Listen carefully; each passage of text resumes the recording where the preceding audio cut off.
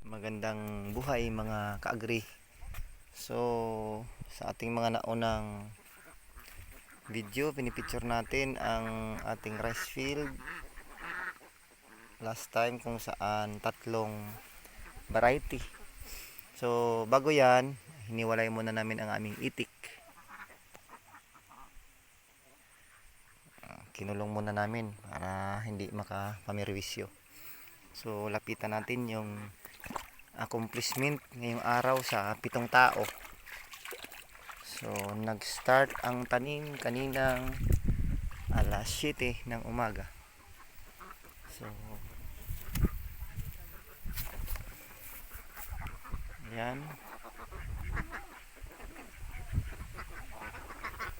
So, yan ang ating accomplishment ngayong umaga. So, sa kadulo ay ongoing pa. So, yung binigay sa atin ng City Agriculture na libreng punla ay hanggang dun lang aabutin. So, kalahati o sumobra man ng isa pang kahon. So,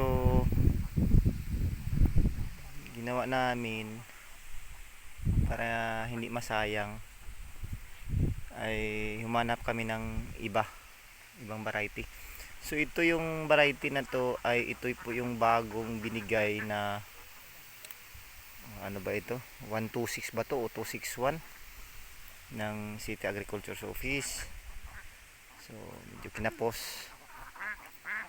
So ngayon dadagdag tayo ng mga variety naman.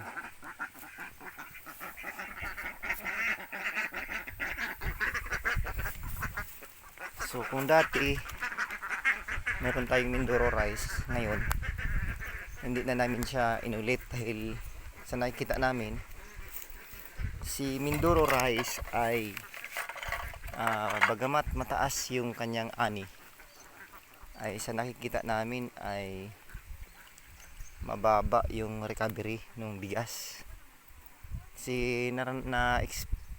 Subukan namin last time yung 4 na lata o yung tinatawag nilang isang parola, isang kaban. Bumigas lang siya ng mahigit 1 lata. So medyo nag-alangan kami ibalik siya. Tapos kung natandaan nyo yung aming pinakaunang sinubukan, yung triple to, ayun nakapunla sa dulong bahagi. Pinahabol namin kasi sa subok namin nakaraan mataas yung recovery niya ng bigas. Yung 4 na lata, isang kaban ay nagbibigas siya ng minsan 2 lata at minsan naman ay sobra ng konti. So di hamak na yung recovery niya ay sa percentage namin ay 50% yung nagiging bigas. So medyo maganda yung recovery niya. So ayun yung binalik namin. So siya ay naka design dito banda sa bakante. So mahuli yun ng mga 1 week. So dito naman, ito na yung bagong binhi. Yan yung mga kulay berde na yan. So, yan ang inaabot nung pinagkaloob na 4 na lata. So maganda naman yung ano niya, yung appearance niya doon sa punlaan. Maganda, ansin-sin talaga. So tabayan na lang natin mga ilang buwan pa, dahil sa may design nyo naman yun kung ilang days, sa atin ilang buwan. So yun na lang muna siguro ang tabayan na natin. So yun po ang ating update sa ating rice field na approximately 1.2 hectares na punla. So yung ating punla ngayon natira ay intended na lang siya hanggang dito sa may bandang traktor. Yan, ulitan na lang yan yung 2 maliit na yan ng padaan sa traktora para maabot. The rest ay ang ating punla na una, yung triple 2. Sis maganda naman yung bigas. So yun na lang muna siguro. Hopefully itong ating video, ang mga nauna pa nating video ay makaka-encourage ng mga lupa na nakatiwang-wang naman na paulit-ulit ito yung sinasabi, pag-ibayuhin natin dahil nakaamban na naman di umanong pagtaas ng bigas. So di hamak na may advantage tayo kung mayroon tayong sariling mapagkukunan ng bigas. At least ulam na lang yung problemahin natin. So additional update pala, ating naani nung mga nakaraan ay siguro yung in-stock naming palay dyan ay maubos siya, pero makaani na rin siguro dito sa ating punla. So 3 months pa, 3 months o almost 3 months, 2.5 months. So kaya pa, abot pa yung bigas natin kasi minsan din may lumalapit na bumibili. Ang iba naman ay humihiram. So share lang, ika nga share your blessings ka. So yun, ulit-ulitin ko lang ang pasasalamat sa city government sa walang sawang suporta. Yan pa ang makinarya na pinagkaloob noong 2018, hindi ako magkamali, 2019. So gumagana pa siya sa ngayon. So sa taas meron din tayong nahiram doon na tracer naman. So ito po yung magiging posisyon niya, gaya po ng sinabi natin sa unang mga video. Itong palibot nito ay sa pagpasok ng summer next year ay magiging taniman na ito ng mais. Speaking of mais pala, yung ating mais ay sa kabila ay yun, i-update ko na lang kayo, kwento na lang natin dahil wala na ano na yun, nagamit na, nakain na ba.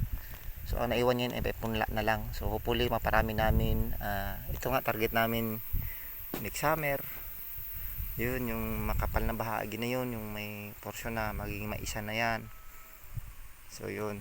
So bali pala itong aming accomplishment ngayong araw ay good for 7 tao ito. Medyo malapad na rin. Yun. So, actually yung bubuilo talaga diyan mga lang yan, 5 tao. Yung dalawa alalay lang yan. So yun na lang siguro muna. Lastly, ako po ay umapila sa aking mga kapwa magsasaka na may mga lupa na nakatiwangwang pa. Kung mayroon naman siyang tubig ay tiyagaan lang natin dahil unti-unti na nararamdaman ang dahan-dahang pagtaas ng presyo ng bigas. Yun lang yung pakikiusap ko lang na yun, pagkakataon ng gamitin. Kung kahit hindi man malugi ka nga kung susumahin mo dahil sa mahal pa rin ang fertilizer, pero ang advantage doon yung assurance na may masasaing tayo. So yun ang pinaka-importante talaga, yung food security. So sabi nga kailangan magkaroon din tayo ng sariling food chain sa atin palang mga tahanan o sa atin palang mga area gaya nito. So actually itong area na to, hindi to sa amin, lang to, pinakiusapan na namin gamitin dahil hindi na rin ginagamit nung may-ari dahil medyo may edad na. So nang hinayang kami, so ang nagiging laban namin dito ay trisya dahil wala naman kami sariling lupa para gawin ganito. So talagang ang pag-intindi lang talaga natin ay lamang yung mayroong sariling food chain, mga insured na pag mayroong kunso, kasi yun na naman talaga tayong mahirap. Doon lang umiikot ang ating mundo, pagkain. So anyway, so yun lang muna siguro. Bigyan namin lang kayo ng update sa sunod ng mga buwan para sa rice field natin na to.